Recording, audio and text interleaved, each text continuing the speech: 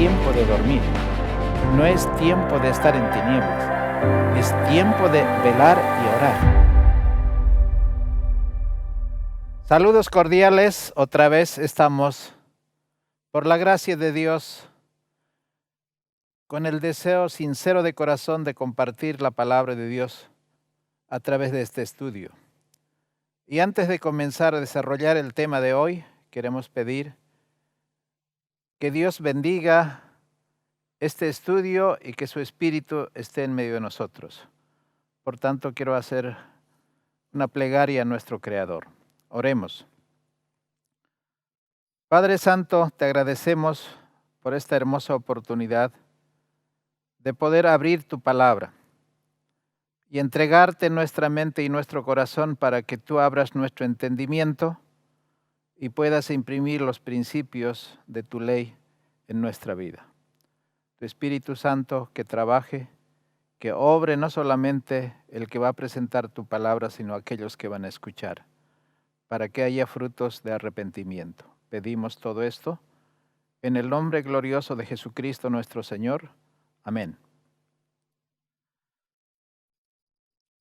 Apreciados amigos y hermanos, estamos con otro tema de crisis financiera de esta serie y en esta ocasión vamos a analizar cómo llega el colapso al pueblo de Dios con la destrucción de Jerusalén antes del año 70 de la deportación del pueblo de Dios a Babilonia.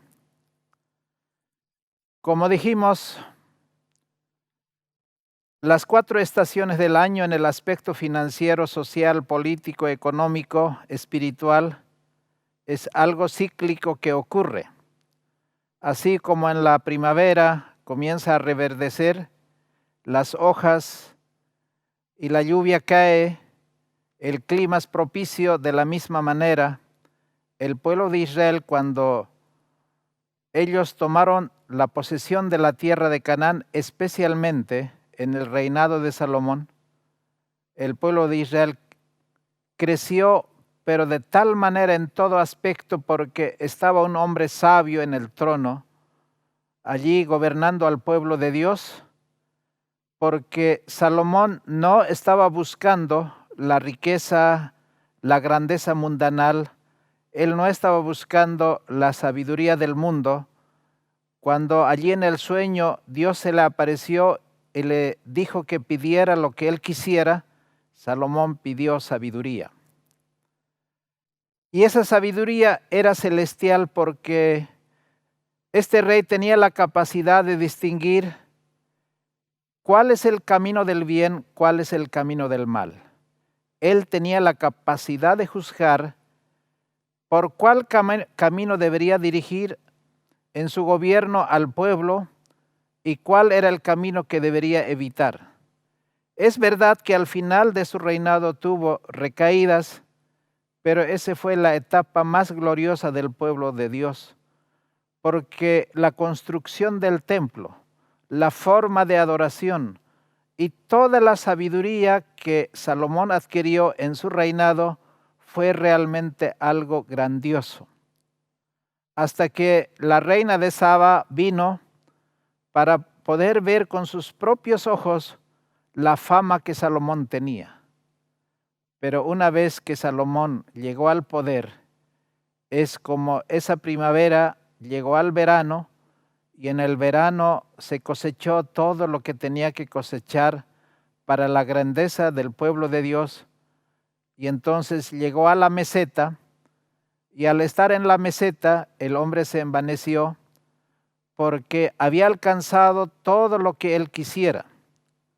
Finalmente vino el otoño, donde todo ese reino se fue marchitando poco a poco, y finalmente llegó el invierno y el colapso. El ciclo de Kondratiev, el economista ruso, el que dijo se estaba cumpliendo de esta manera en este evento profético. Así que vamos a analizar las razones por qué el pueblo de Israel fue destruido, porque le faltó ese conocimiento que Salomón tenía. La sucesión de los reyes o reinados posteriores cada vez fue peor, y podemos mencionar casi todos los reyes, no solamente de Israel, sino de Judá, al ser ya un reino dividido, agregaron en cada reinado más pecados y más pecados. Finalmente, Dios en su amor advirtió una vez, 2 veces y 3 veces, pero como estos reyes eran obstinados y seguían ese camino de impiedad, finalmente fueron destruidas. Así que en esta presentación vamos a analizar los 3 eventos importantes que ocurrieron para este colapso del pueblo de Dios. Muchos creen, y quizá el mundo cree, que el pueblo es el que lleva a los gobiernos para ejercer ese poder político temporal.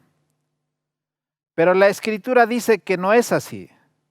No son las elecciones las que ponen los gobiernos allí en el trono, en el palacio, sino que es el poder de Dios. Así como Dios pone, pero también Él tiene la autoridad de poner fin cuando ese gobierno se olvida de los mandamientos de Dios, cuando ese gobierno sigue un camino que el Señor había advertido con anterioridad cuáles serían las consecuencias de esa apostasía espiritual, de esa apostasía moral y de esa apostasía en su forma de adoración, en su forma de enseñanza, en todos los aspectos que concernía al pueblo de Dios. En el libro de Daniel, capítulo 1, está expresado el comienzo de la caída del pueblo de Dios. ¿Cómo comenzaría los 70 años de cautiverio que el pueblo de Israel sufriría en las manos de Babilonia? En el capítulo 1, versículos 1 y 2, dice la palabra de Dios: en el año 3 del reinado de Joacim, rey de Judá, vino Nabucodonosor, rey de Babilonia, a Jerusalén y la sitió. Ahora escuchen el versículo 2. El Señor entregó en sus manos a Joacim, rey de Judá. O sea, no era un acto cualquiera, porque así como Dios pone reyes, estaba poniendo el fin de un reinado, no solamente utilizando a Babilonia como instrumento en sus manos, sino también aquel que debería cumplir en cierto periodo profético lo que era la voluntad divina. No solamente entregó al rey Joacim, que era el rey de Judá, sino que también parte de los vasos de la casa de Dios fueron entregados, que fue la primera deportación, y fueron llevados a la tierra de Sinar, es decir, a Babilonia, y fueron introducidos en la casa de esos dioses paganos, estos objetos sagrados que eran los objetos de servicio y adoración en el templo de Jerusalén. Ese ocurrió en el año 605. Ese fue una advertencia para que, si quedaba todavía alguna esperanza, el pueblo de Dios, por lo menos los reyes que estaban a cargo de esto, pararan el camino de descendencia, el camino de destrucción que habían elegido, al apartarse de los mandatos de Dios, a profanar la forma de adoración, al profanar su forma de educación, al profanar todo lo que concernía en la educación del pueblo de Dios. Entonces, como no hicieron caso a la primera advertencia, llegó la segunda advertencia. Y eso lo encontramos en el libro de Segunda de Reyes, capítulo 24, 8 en adelante dice: 18 años tenía Joacim cuando comenzó a reinar, y reinó en Jerusalén 3 meses. El nombre de su madre era Neusta, hija de Elnatán de Jerusalén. E hizo lo malo ante los ojos de Jehová, conforme a todas las cosas que había hecho su padre. En aquel tiempo subieron los siervos de Nabucodonosor, rey de Babilonia, contra Jerusalén, y la ciudad fue sitiada. Vino también Nabucodonosor, rey de Babilonia, contra la ciudad, cuando sus siervos la tenían sitiada. Entonces salió Joaquín, rey de Judá, al rey de Babilonia, él y su madre, y sus siervos, y sus príncipes, y sus oficiales, y lo apresó el rey de Babilonia en el 8º año de su reinado, y sacó de allí todos los tesoros de la casa de Jehová y los tesoros de la casa real. Quebró en piezas todos los vasos de oro que había hecho Salomón, rey de Israel, en la casa de Jehová, como Jehová había dicho. Y llevó en cautiverio a toda Jerusalén, a todos los príncipes, a todos los hombres valientes, hasta 10,000 cautivos, y todos los artesanos y herreros. No quedó nadie excepto los pobres del pueblo de la tierra. Eso ocurrió en el año 597. ¿Cómo es que los reyes del pueblo de Dios no tenían la capacidad de discernir, no tenían la capacidad de arrepentirse y de convertirse en los caminos del Señor, en obedecer esos mandamientos? Porque la única garantía y seguridad era volverse al camino del bien, dejar el camino del mal, escuchar la voz de Dios, escuchar una advertencia y otra advertencia. El Señor estaba hablando claramente que la destrucción viene, que el fin viene, que el colapso viene, porque el Señor no puede sostener de manera indefinida a un rey que se ha apartado y se ha soblevado a la voluntad divina. Así que este rey, por más que conocía el nombre de Dios, por más que conocía los mandamientos de Dios, él obstinadamente estaba en el camino de la desobediencia y hizo lo malo ante los ojos de Jehová, y Jehová no podía tolerar más. Entregó entonces a un rey que era fiero, era un rey que era, quizá inclusive nosotros podríamos decir, eran sabios, eran inteligentes, pero ellos querían realmente hacer algo que el pueblo de Israel ni siquiera se había imaginado cómo terminaría todo esto. Quizá el rey Nabucodonosor, estando en las manos de Dios, en algún momento habrá pensado que era su capacidad militar, su capacidad de estratega en la guerra lo que le dio ese poder. Pero la Biblia sigue diciendo que Dios pone a esos enemigos para que sea el azote a fin de que el pueblo, el rey y toda su corte comenzara a poder reflexionar a fin de dejar ese camino del mal. Pero no fue suficiente estas dos advertencias. Finalmente tenía que llegar el colapso. Y esta fue la parte triste. El Señor había advertido en el libro de Deuteronomios capítulo 28. Si ustedes no van a guardar mis mandamientos, si ustedes van a elegir el camino del mal, si ustedes se van a olvidar de mis estatutos, de mis enseñanzas, de mis decretos, entonces yo los entregaré a naciones paganas, a reyes que tú no conociste, y van a servir ustedes como siervos y esclavos.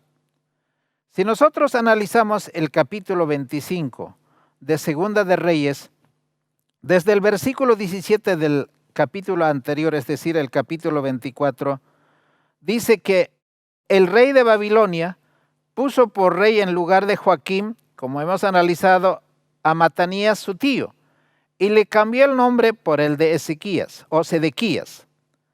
Ahora, este hombre estaba puesto por el rey de Babilonia. Y el profeta Jeremías, que era un profeta que estaba advirtiendo para que ellos no siguieran peleando, no siguieran resistiendo, sino que se sometieran. Y entonces, pero como ellos creían que eran el pueblo de Dios, es verdad que eran el pueblo de Dios, pero ese templo ya no era para adoración del Señor. Ese templo no era para el servicio de Dios. Ese rey ya no era uno que hacía la voluntad de Dios, porque ese rey estaba ensimismado, estaba envanecido y creía que el nombre era suficiente. ¿Y cuántas veces nosotros hacemos esa misma conclusión? Nosotros podemos decir, así como ellos decían, casa de Dios, aquí no va a pasar nada, Dios va a proteger, es la niña de sus ojos, el Señor ama a su iglesia. Pero al recordar estas historias, no podemos decir indefinidamente que la iglesia seguirá siendo la iglesia de Dios, aunque haga lo que haga. No es así. Si uno llega a la apostasía, abandona los principios, los mandamientos, las enseñanzas, los estatutos, todo aquello con la que el Señor nos ha instruido para ese camino del bien, el Señor va a obrar de la misma manera como obró con el pueblo de Israel. Entonces, en el capítulo 25, versículo 2 dice, en la ciudad estuvo sitiada hasta el año 11 rey de Sedequías, porque en el capítulo 25, versículo 1 dice, y aconteció en el 9º año de su reinado.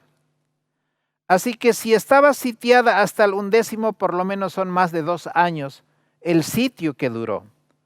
¿Y qué es lo que pasó en ese tiempo donde no había agua, donde no había comida, donde realmente el pueblo llegó a un sufrimiento, a una escasez, donde no había salud, donde no había alimentación, donde no había agua, porque el sitio era tan feroz que cualquiera que salía quedaba muerto?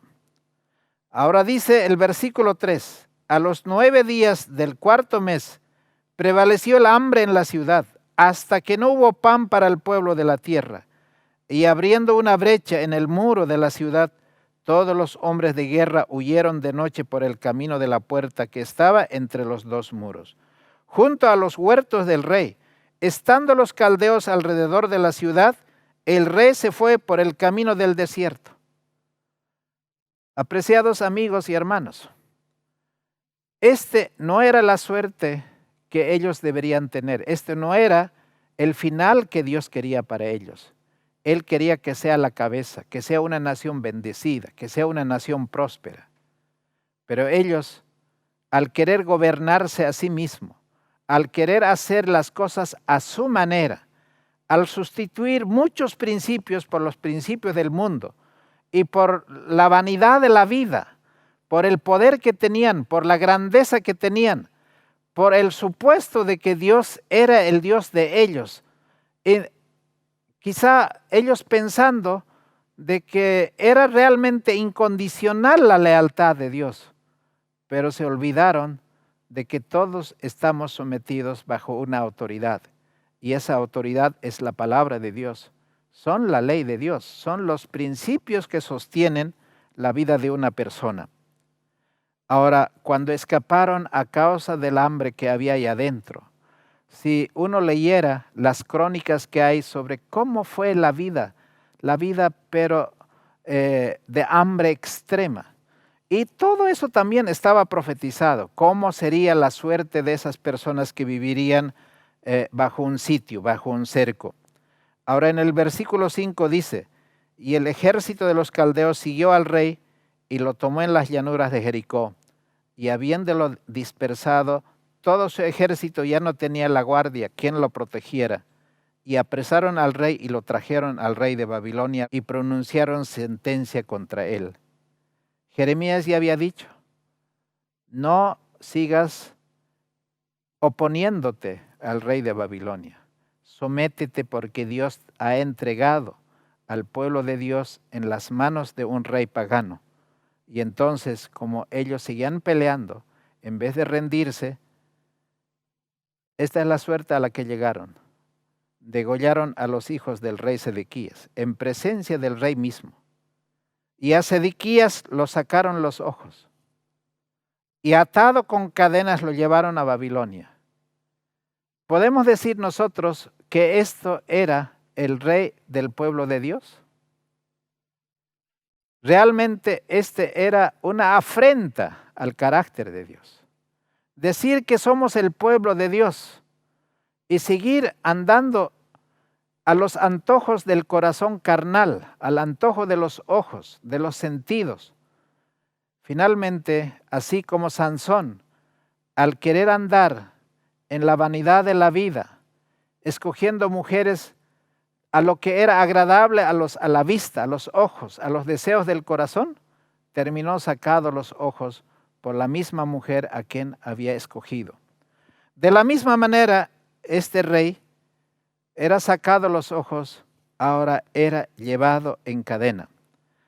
Pero si esto fuese poco, en el mes quinto, en el séptimo día del mes, siendo el año 19 de Nabucodonosor, rey de Babilonia, vino a Jerusalén Nabuzaradán, capitán de la guardia, siervo del rey de Babilonia, y él agregó lo peor de todos los males. Quemó la casa de Jehová y la casa del rey y todas las casas de Jerusalén y todas las casas de los príncipes. Quemó a fuego y todo el ejército de los caldeos que estaba con el capitán de la guardia, derribó los muros de alrededor de Jerusalén, y a los del pueblo que habían quedado en la ciudad y a los que se habían juntado al rey de Babilonia, con lo que habían quedado del pueblo, los llevó cautivo Nabuzaradán, capitán de la guardia. Solamente quedaron los pobres. En la primera deportación estaba Daniel y también el profeta Jeremías. Pero en esta segunda y tercera deportación prácticamente todo el pueblo fue llevado cautivo. Aquí nosotros podemos ver el cumplimiento de la palabra que el profeta Jeremías había dicho. La tierra se había cansado de tanta idolatría, de tanta injusticia. El rey era injusto, los jueces eran injustos, las autoridades, por más cargos pequeños que tengan, eran impíos. Ellos eran prevaricadores. Así que el Señor no tenía más remedio que poner fin a este tipo de reinado, porque en nada se diferenciaba con aquellos otros reinos que estaban en ese mismo camino cuando fueron echados de la tierra de Canaán para que el pueblo de Israel poseyese esos territorios.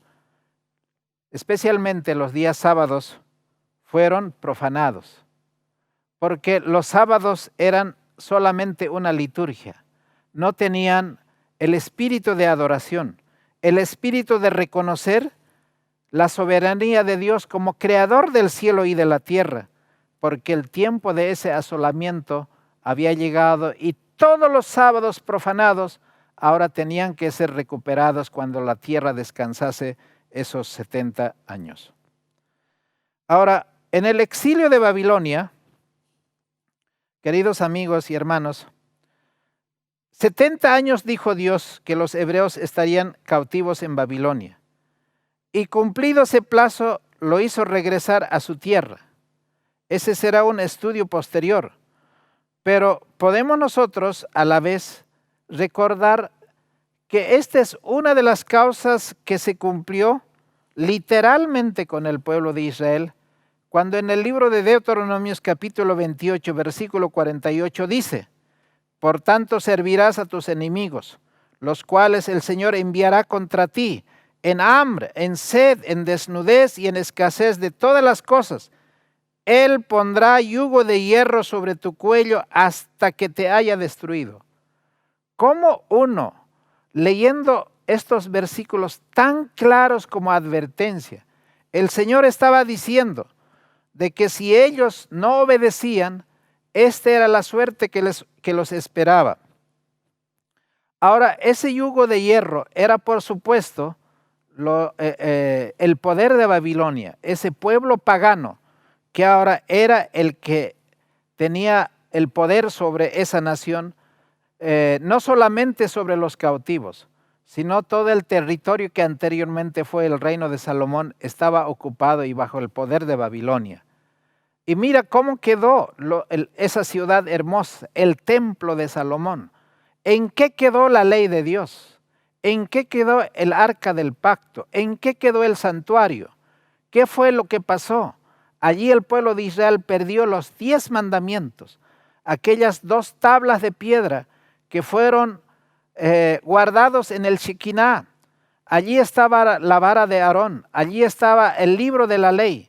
¿Sabe? Si nosotros aplicamos de manera personal y también de manera global en la iglesia, esos mismos principios, de la misma manera, el Señor nos ha entregado estas verdades como custodio a nosotros, no solamente para que lo tengamos, sino para que lo guardemos en nuestro corazón y también a la vez enseñemos esto lo que el mundo necesita. Pero tanto en el pasado como en este tiempo, nosotros estamos siguiendo el mismo camino por el cual jamás debiéramos haber entrado en esa apostasía. Ahora, en el libro de Jeremías capítulo 25, Jeremías volvió no por cuenta propia, sino con un mensaje de Dios para advertir.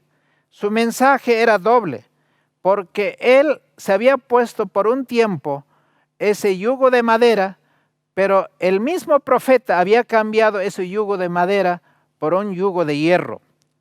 El yugo de madera quebrado sería reemplazado por un yugo de hierro, que no se podía quebrar, indicando que Judá ya no podría escapar de la destrucción babilónica y que las cosas serían mucho más difíciles de ese momento en adelante.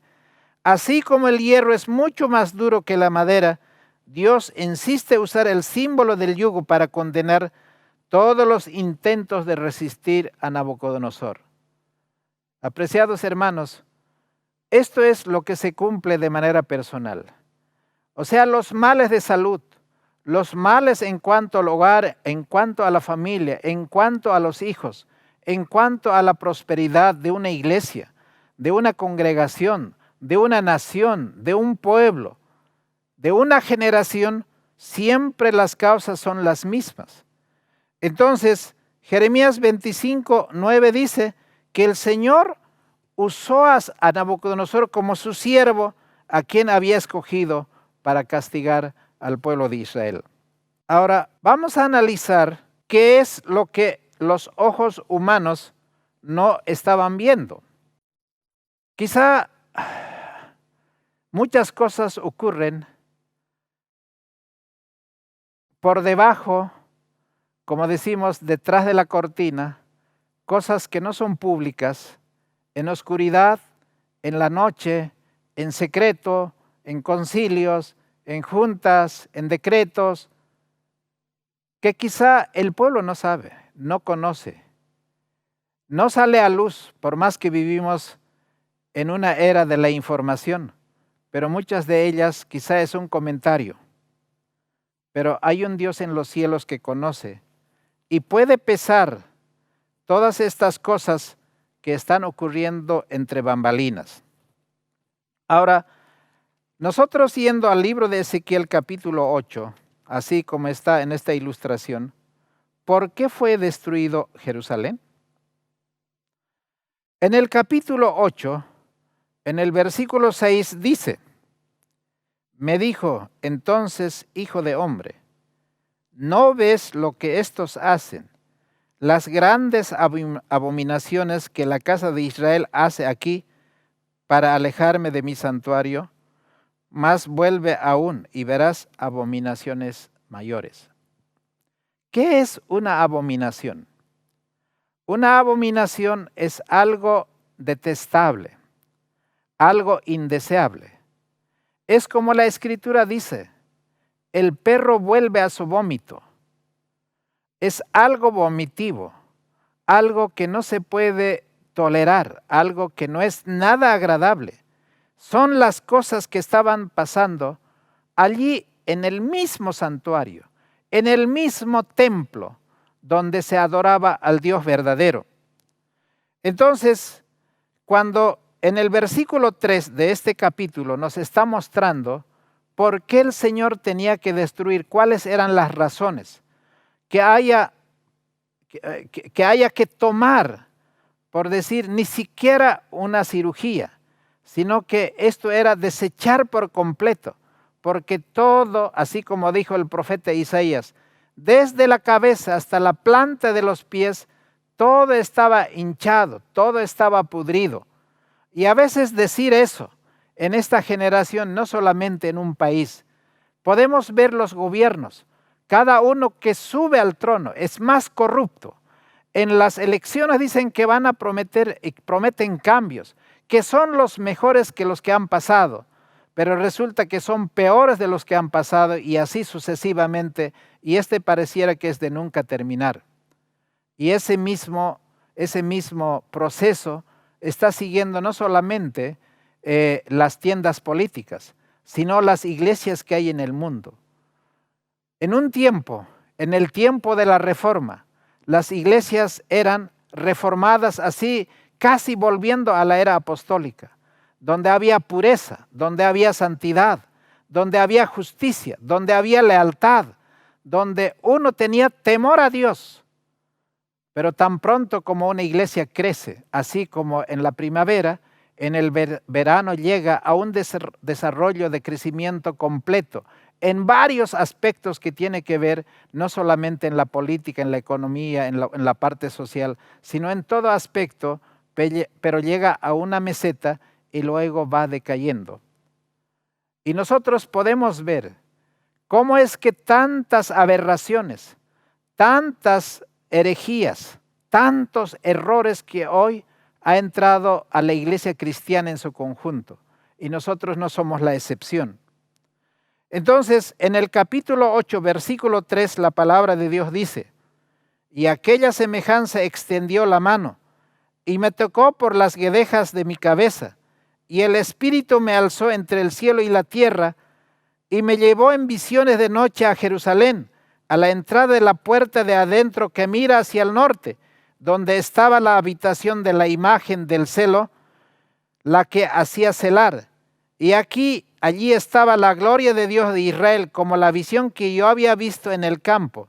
Y me dijo: hijo de hombre, alza ahora tus ojos al lado del norte. Y alcé mis ojos hacia el lado del norte, y aquí al norte, junto a la puerta del altar, la imagen de celo en la entrada. ¿Qué era esta imagen del celo? Hay muchas interpretaciones al respecto. Pero por supuesto que no era nada sagrado, no era nada santo. Este ídolo estaba en la entrada del templo. ¿Cómo es que esta idolatría estaba en el mismo templo, en el mismo santuario, que era solamente para honrar el glorioso nombre de Jesucristo, el glorioso nombre del Dios creador del cielo y de la tierra? Esa imagen de celo actualmente no es que no está presente. ¿Acaso no podemos ver tantas perversiones en la forma de adoración que lo que antes el mundo practicaba, hoy es casi natural ver en la forma de adoración? Que esos santuarios, que esos lugares de la predicación han sido profanados para poder enseñar solamente mandamientos de hombres, exaltar el hombre mismo, la habilidad, el conocimiento mundano, pero no la sabiduría divina. Ahora, el Señor sigue diciendo de que no era solamente eso lo que había entre las cuatro paredes y entre la parte oscura, que el Señor lo sabía y llevó al profeta Ezequiel para que viera las cosas que estaban sucediendo ahí adentro, y eso no era tolerable. El Señor dice: profeta Ezequiel, ve estas cosas. ¿Cuáles son las causas por las que este pueblo va a ser destruido? Porque ha llegado el colmo. Solamente falta, quizá por decir, una gota para que rebalse todo, porque el Señor tiene un límite. Ese se llama el tiempo de gracia, donde el hombre dispone, no solamente de manera personal, sino también como familia, como hogar, como un pueblo, como una nación, como una iglesia. El Señor va a pedir cuentas.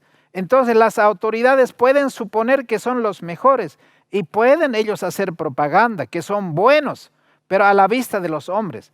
Pero ¿cómo están a la vista de Dios?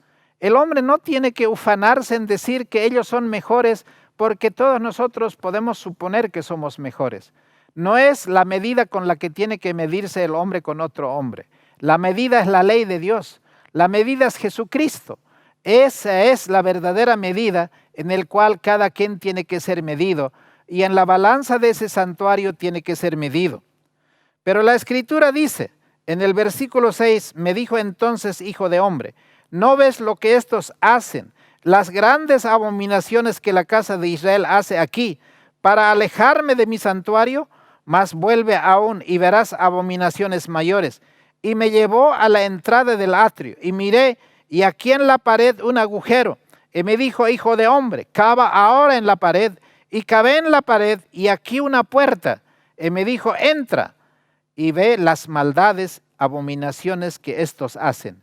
Entré pues y miré, y aquí toda forma de reptiles, bestias abominables, todos los ídolos de la casa de Israel, que estaban pintadas en la pared.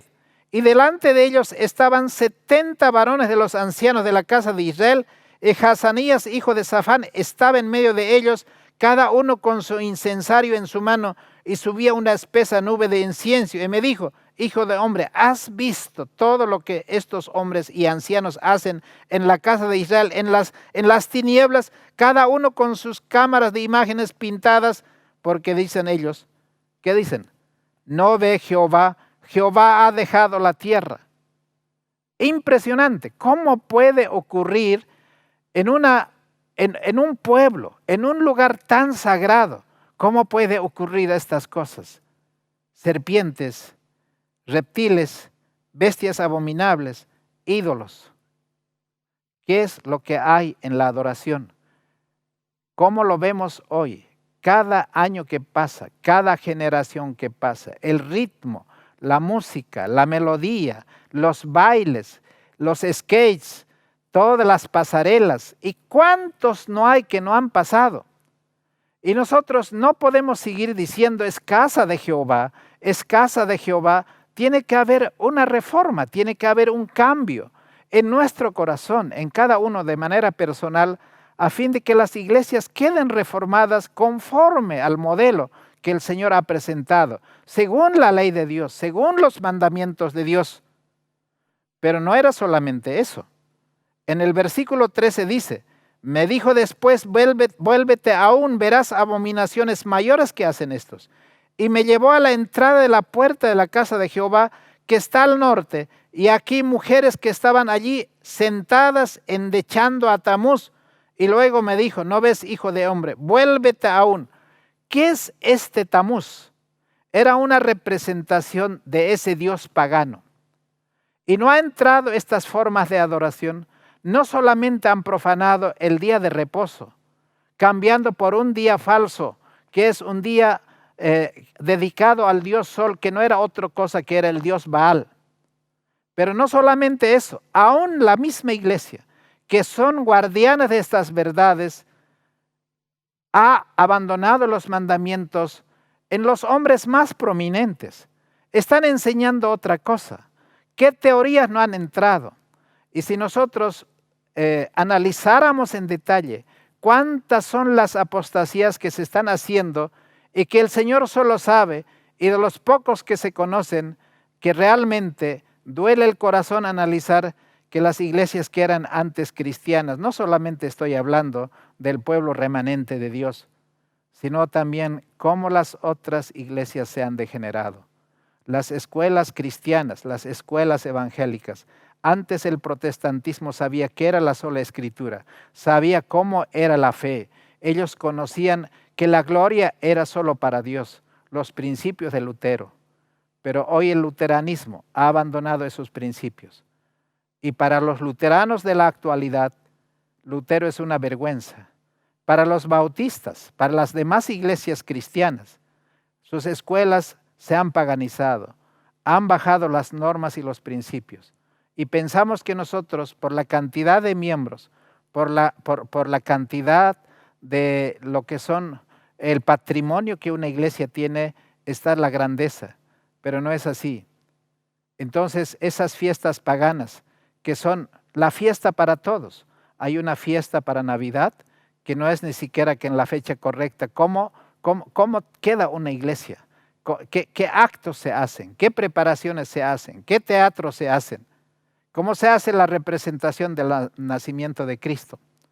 Pero no solamente eso. Hay tantos aniversarios.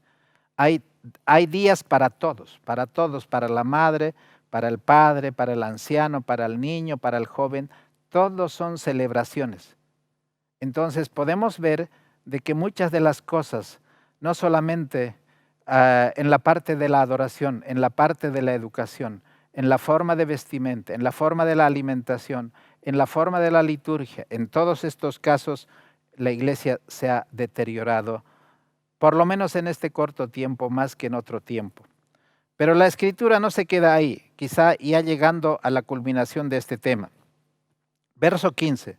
Luego me dijo, ¿no ves, hijo de hombre? Vuélvete aún, verás abominaciones mayores que estas. Y me metió en el atrio del templo, de la casa de Jehová.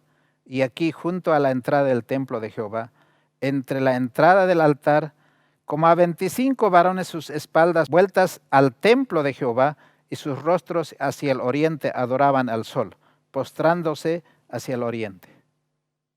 Falta poco, o es que no se lo está haciendo, porque sabemos que los que guardan el día sábado como día del sello de la creación, como aquella institución emblemática que el Señor ha levantado para que todos reconozcan que hay un creador del cielo y de la tierra. Y el mensaje de los 3 ángeles está dado en ese contexto.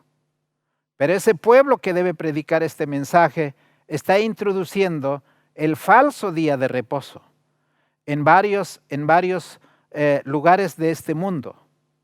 Hoy se está bajando las normas en cuanto a la adoración del día sábado, en cuanto al matrimonio.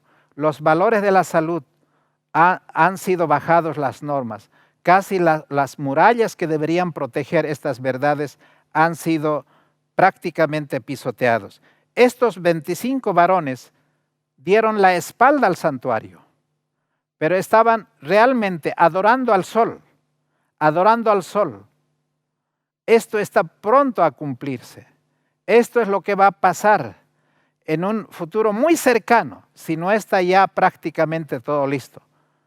El día domingo ha de ser instituido para que sea una forma de adoración obligatoria, pero aquí no era obligatoria. Ellos tomaron ya con anticipación para que esto sucediera.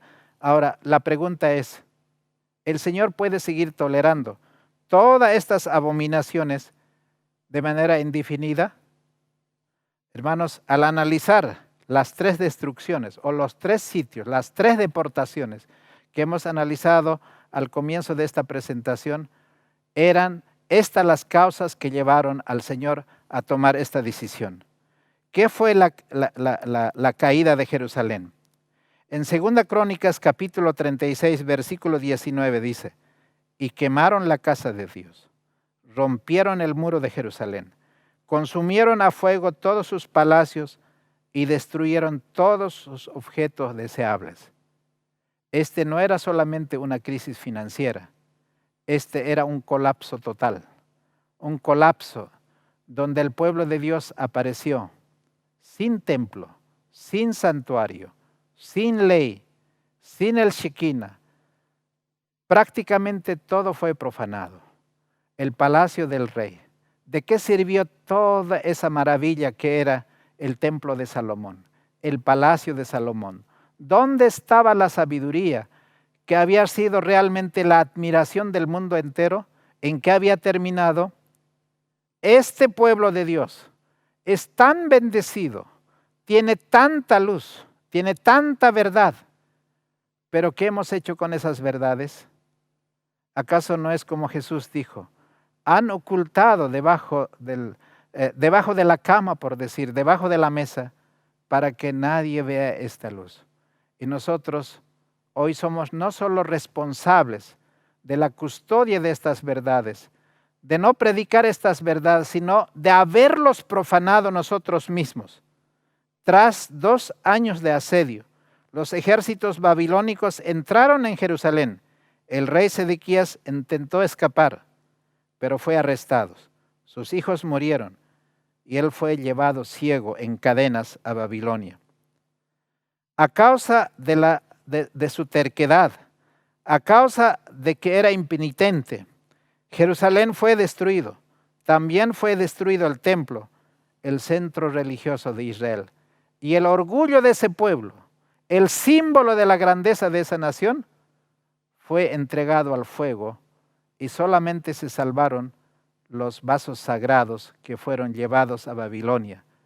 Y todos los príncipes, aquellos jóvenes, en la flor de su juventud, fueron llevados a Babilonia y Jerusalén quedó como una nación totalmente destruida. Este fue el colapso final. Para terminar, quiero decir, el Señor ha preguntado varias veces, ¿no has visto, hijo de hombre? ¿Acaso es cosa liviana para la casa de Judá hacer abominaciones? O sea, lo tomaron de manera liviana porque para ellos era como cualquier otra cosa. No hacían una distinción entre lo profano y lo santo, entre lo justo y lo verdadero, entre el limpio y lo inmundo. ¿Por qué? Porque los profetas, los sacerdotes, también estaban al servicio de esta forma de profanar la verdad. Mediante Jeremías, el Señor había declarado a los impíos que se atrevían presuntuosamente a presentarse en su nombre ante el pueblo, porque en esos tiempos, para que el rey esté alegre, para que el rey continúe en ese camino de terquedad, no faltan los falsos profetas, los falsos predicadores. Los púlpitos están listos para escuchar esos sermones de halago. Y entonces, ¿qué es la predicación? Jeremías 23:11 dice, porque así el profeta como el sacerdote son fingidos. Aún en mi casa hallé su maldad. No hay un profeta verdadero. Que el pueblo le reciba con aclamaciones y que acepte todos sus mensajes. ¿A qué profeta ellos lo aceptaron? El profeta Elías fue acepto a su pueblo. ¿Por qué no fue acepto? ¿Por qué no predicaba algo que sea halagüeño al rey apóstata?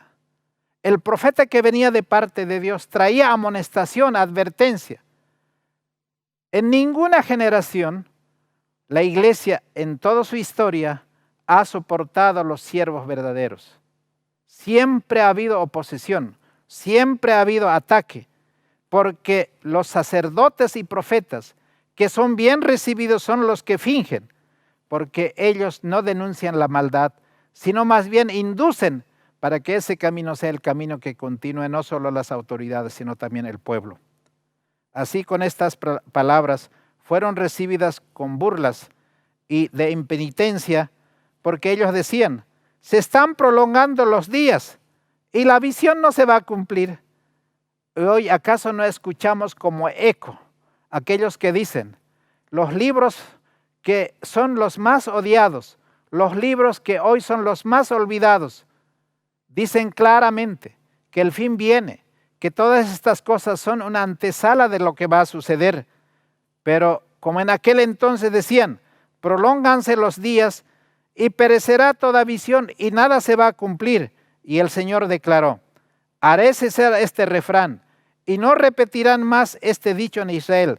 Diles pues, se han acercado aquellos días y la palabra de toda visión se va a cumplir, porque no habrá más alguna visión vana, ni habrá adivinación de lisonjeros en medio de la casa de Israel, porque yo Jehová hablaré, y si cumplirá la palabra que yo hablaré, no se dilatará más. Antes en vuestros días, oh casa rebelde, hablaré palabra y cumpliré, dice Jehová el Señor. Ezequiel 12, 21 al 28.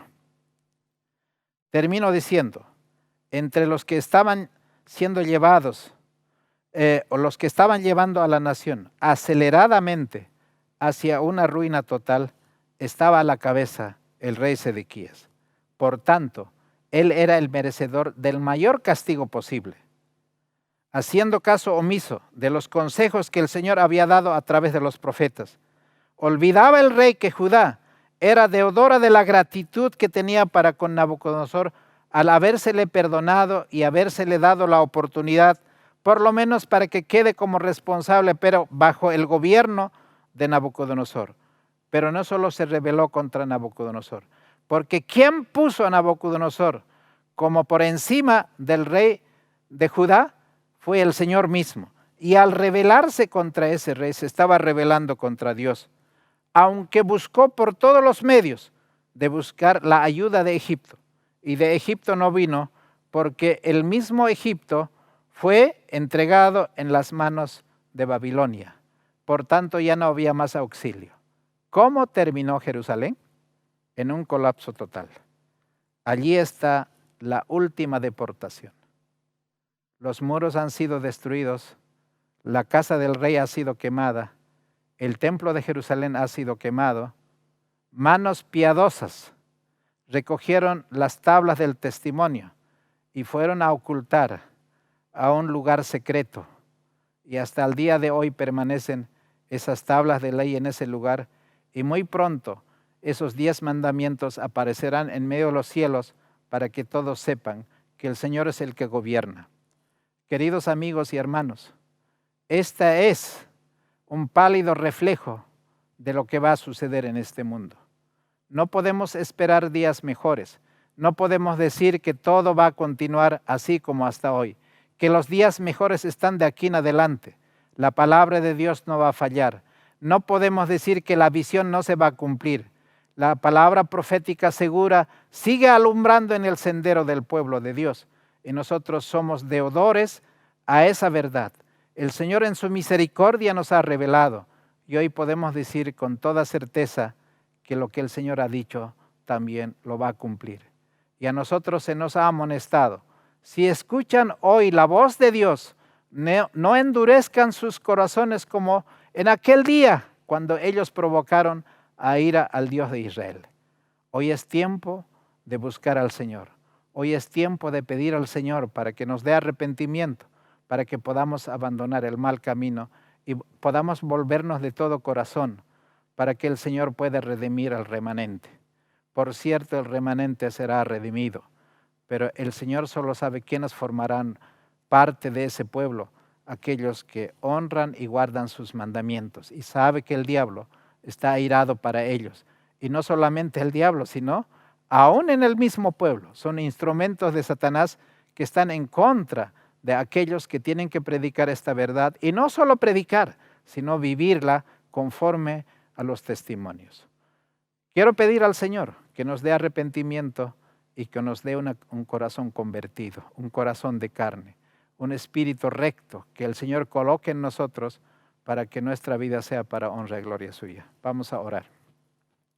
Padre Santísimo, al recordar la historia del pueblo tuyo, cuando fue destruido por el ejército babilónico, hemos repasado la historia para no olvidarnos que lo que sucedió en aquella generación fue porque tu misericordia quiso preservar al remanente, aunque debería ser llevado a un pueblo pagano bajo el gobierno de un rey que no era el rey de Israel, sino de una nación que no te conocía, pero tú tomaste como instrumento para que sea el azote, para que sea aquel que tiene que destruir aquello que debería ser destruido. Señor, nosotros en esta generación estamos en el mismo camino. Por eso te pido que tú tengas misericordia de cada uno de nosotros y podamos escuchar tu voz, tu consejo y tu sabiduría, y podamos también, Señor, pedirte la unción de tu Espíritu Santo para que nuestros corazones se vuelvan a tu ley, a tus mandamientos, a tus estatutos, y podamos poner por obra lo que nos has enseñado en tu palabra. Son favores que te pido para que tú nos libres de toda la desgracia que está viniendo sobre este mundo. Tú seas nuestra ala protectora, que tú seas, Señor, nuestra roca de salvación, porque en el nombre de Jesucristo hay poder y hay sabiduría. Por eso te imploramos esta plegaria, seguros de que Jesús está en el lugar santísimo, está presto para escuchar esta plegaria y contestar conforme a tu gracia. Por eso te lo pedimos en el nombre de Jesucristo nuestro Señor. Amén.